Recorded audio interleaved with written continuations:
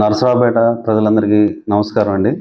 ఈ 5వ తేదీ ఆగస్టు 5వ తేదీ రాత్రి 3 గంటలప్పుడు మన జొన్నలగడ్డ గ్రామ శివాలయం దగ్గర జొన్నలగడ్డ గ్రామ శివారులో తిరుమల ఇంజనీరింగ్ కాలేజీ దగ్గర ఒక ఆటోలో వెళ్తున్నటువంటి ఒక 2 వ్యక్తుల్ని ఒక 3 వ్యక్తులు బైక్ మీద వచ్చి వాళ్ళని అడ్డగించి వాళ్ళని కొట్టి వాళ్ళ దగ్గర ఉన్నటువంటి 2 సెల్ ఫోన్లు 3,000 రూపాయలు తీసుకొని అక్కడి నుంచి పారిపోవడం జరిగింది.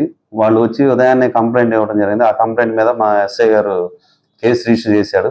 తర్వాత మా టీంలు ఏర్పాటు చేసిన తర్వాత వాళ్ళ గురించి నిఘా పెట్టాము. గట్టిగా పెట్టిన తర్వాత 2ని పట్టుకోవడం జరిగింది. దానిలో 3వ వాడు తప్పించుకొని తిరిగాడు. అతన్ని కూడా త్వరలో పట్టుకుంటాము.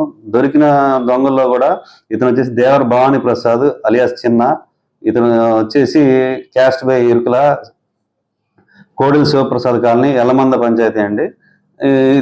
ఇతనికి ఏంటంటే ఆల్రెడీ ఇతని మీద దాదాపు 11 కేసులు ఉన్నాయి. అన్ని కూడా దొంగతనాలు, రాబరీ కేసులే ఉన్నాయి. ఇతనితో పాటు సంతోష్ కుమార్ అనే అతను ఉన్నాడు. ఇతను ఇంకొక అతను సాయి ఉన్నాడు. వీళ్ళు ముగ్గురు కలిసి హైవే మీద వెళ్ళే వాళ్ళని, ఒంటరిగా వచ్చేవాళ్ళని బండ్లు ఆపేది, వాళ్ళని కొట్టి వాళ్ళ దగ్గర డబ్బులు, సెల్ ఫోన్లు లాక్కోవడం, అవసరమైతే చైన్ కూడా మెడలో ఉన్న చైన్ లాక్కొని బండ్లు కూడా దొంగతనం చేస్తారు. ఈ విధంగా జరుగుతూ ఉంది. కాబట్టి అత్యంత చాకచక్యంగా మా ఐడి పార్టీ వాళ్ళు, మా ఎస్ఐ గారు వీళ్ళంతా కలిసి చాకచక్యంగా పట్టుకోవడం జరిగింది వాళ్ళని.